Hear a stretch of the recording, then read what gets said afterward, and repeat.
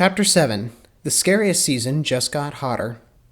The truck pulled up to the back of a school, and a group of men with Baron Samity's symbol rolled up the big door in the back of the truck and pulled 00 and Bond out. They threw the spies' arms over theirs and carried them up a hill. As they drew near the top, drums began to grow louder, and an orange glow started to appear. A giant bonfire stood atop of the hill and towered over a circling group of people. The men dropped the spy duo and then grabbed 2 big buckets of water. They aimed the buckets at the spies and threw the water at them. The duo then woke up immediately and looked around them to see where they were.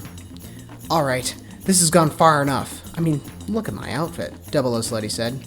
"To be fair, the fire is a nice way to dry us off," Bond replied. "Yeah, sure, and I'm sure they can give us some marshmallows to toast on it too." 2 more men then grabbed the spies and began to push them closer to the flames. Bond and 00 then leapt into action. The two fought off every henchman that came at them. Many of the people from the circle also made their moves of attack. Both Bond and 00 searched for their Walthers, but they were nowhere in sight. 00 took the arm of one of the henchmen and twisted it behind their back.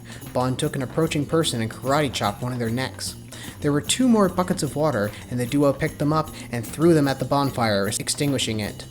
Just then a voice came from the abandoned school at the bottom of the hill. It seemed to be unfamiliar to Bond or 00. A spotlight then shined on the roof. Into the light came Baron Samity. Men grabbed the spies and forced them to their knees. "You lose, Mr. Bond. New Orleans was just the beginning. You were correct that I did not die when you threw me into that coffin. I knew that if I wanted to spread my reign, I would have to start someplace that nobody thought something like this would happen. My image fit beautifully at this time of year, so nobody even thought about second-guessing me. I'm afraid that the 2 of you will have to join my Legion of the Dead and burn all your troubles away." Men grabbed the spies and brought them to a pile of logs. They were pushed down and tied to the logs. 2 people in similar get-ups to Samity picked up the logs on their shoulders and tilted them up where the bonfire was. The group of people circling then came back in a long line towards Bond and 00. Each person had a pile of wood and laid it at their feet. "Samity, give it up! Witch burnings have not been performed in centuries. Reenacting it won't give you any restitution," 00 shouted. "It's not for my benefit. It's for theirs. This will give them clarity and peace of mind.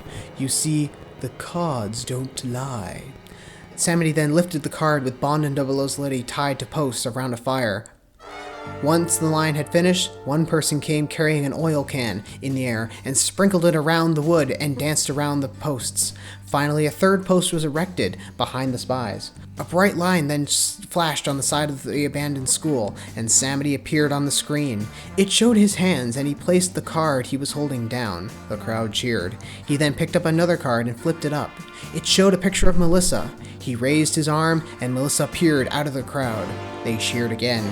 She approached Bond and 00 and opened her mouth to show that her canine teeth had grown into points. "James, look at her teeth." "I noticed. It must be Samity's plan to incorporate this holiday into his plans. Mind control by turning people into what appears to be vampires." "Melissa, it's Daniel. This is not you. You need to hear me. Remember me."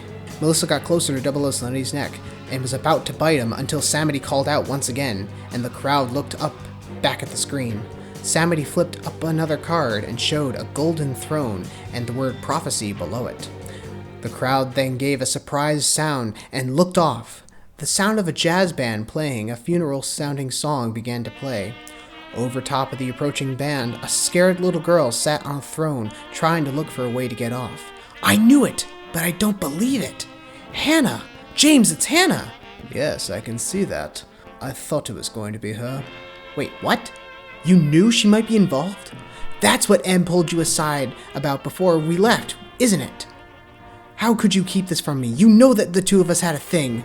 "Daniel, I don't believe this is the time. She seems to be more scared than your normal trick-or-treater." "Well, 'tis the season to be scared, but I think that the scariest time of year is going to get a little bit hotter." The band then stopped and dragged Hannah over to the 3rd post and tied her around it. "Well, long time no see, first daughter." "Hi, USA. James, lovely to see you again. Look a little different, don't you?" "Really? I haven't noticed." "Still dashing, however."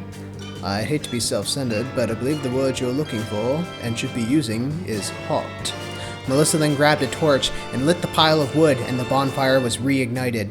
The crowd engaged in their circle once again, and some advanced forward a little. They held spears with tips filled with the same orange formula that caused the transformation of the teeth. They slowly approached the trio in the fire. Odd. Do you think the thought of overkill came over them? The flames are likely to burn us. These flames are oil-based. They cannot be defeated with water, Bond said. I know. We would need foam, but you have a point. Oh boy, Lord Almighty, I feel my temperature rising, Double O's Lady said. Is this really time to sing an Elvis Presley song? Hannah said in a very scared voice. A spear then started to draw closer to Double O's Lady's neck. A second spear was almost touching Bond's neck. Hannah began to sweat multiple bullets. Samity then activated a skull that was sitting on a table.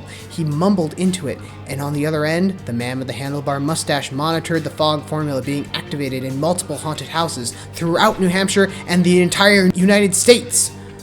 Spooky World has been converted. The fog is working as you say, beautifully. The plant is still producing more for when they run out. Samity laughed and laughed. He then went underneath the table and picked up a long rod and aimed it at Melissa. Just then, a hand slammed down on Samity's head, and Samity collapsed. A curly-haired figure, who was a little heavy and wore a baseball cap, waved from the top of the building. He looked at the unconscious Baron, and then made his way down. Hannah looked back with a smile.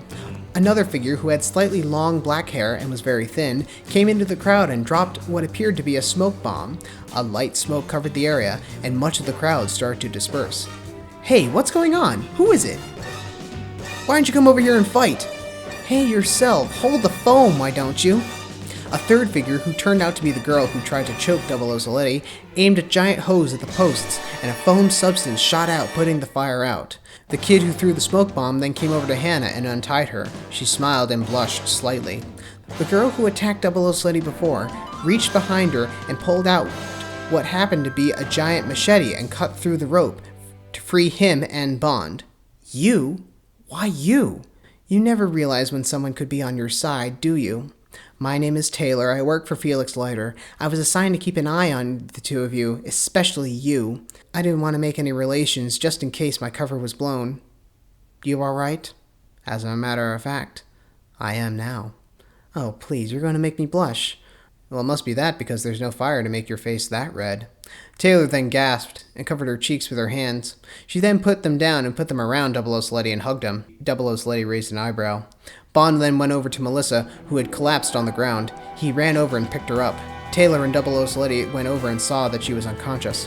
What do you think? Double O's Lady questioned. We'll have to see. Best we get an ambulance here. We still got a villain to defeat.